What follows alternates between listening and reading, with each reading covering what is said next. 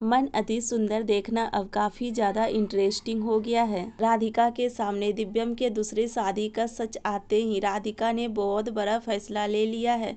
अब राधिका का दूसरा ही रूप देखने को मिलेगा। अब भोली भाली राधिका खुद को न्याय दिलाने के लिए दूसरा रूप ले चुकी है। राधिका को जैसे ही पता लगा कि रानी जो है वो दिव्यम की दूसरी पत्नी है, तो राधिका ने पता लगाया कि आखिरकार दिव्यम जी की दूसरी शादी किसने कराई है। तो राधिका को पता लगा कि उसकी ही सासू माँ सुजाता ने कराई है। आज पहली बार राधिका पूरे परिवार के सामने कहती है कि आप सभी को तो पता है कि मेरा और दिव्यम जी का तलाक नहीं हुआ था, फिर दिव्यम जी का शादी कैसे हो गया। सुजाता गुस्से में आ जाती है और कहती है कि राधिका तुम्हारा बहुत ज्यादा मुंह चलने लगा है। तुम अब इस घर की सदस्य नहीं रही, तुम सिर्फ दिव्यम के पिता का सेवा करने के लिए आई हो। जैसे ही वो ठीक हो जाएंगे तो तुम यहाँ से चली जाओगी। तुमको इस घर में रहने का अब कोई अधिकार नहीं है। राधिका गुस्से में आकर के कहती है कि किसने कहा कि मुझे इस घर में रहने का अधिकार नहीं है।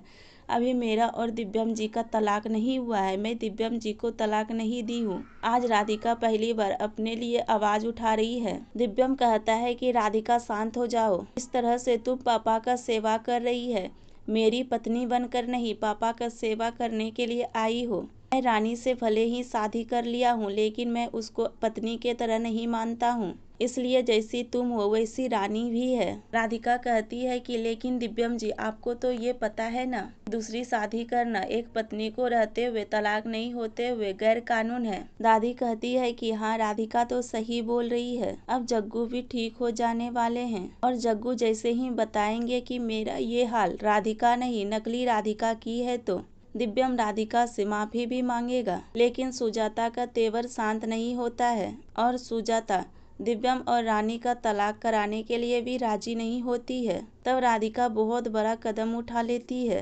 राधिका सुजाता के ऊपर गैर कानून शादी कराने का केस कर देती है। अब वो केस जैसे ही कोर्ट में जाता है तो सुजाता से सवाल पूछा जाता है। अब सुजाता के साथ अच्छा हुआ, जैसी करनी वैसी भरनी। सुजाता को तो ऐसा लगता था कि राधिका भोली भाली है, उसको ऐसे ही सता लेते हैं। लेकिन जब राधिका काफी ज्यादा परेशान हो गई तो राधिका खुद के लिए आवाज उठाई। किसको किसको अच्छा लगता है जब राधिका ने अपने लिए खुद के लिए आवाज उठाई, अपने हक के लिए लड़ रही है।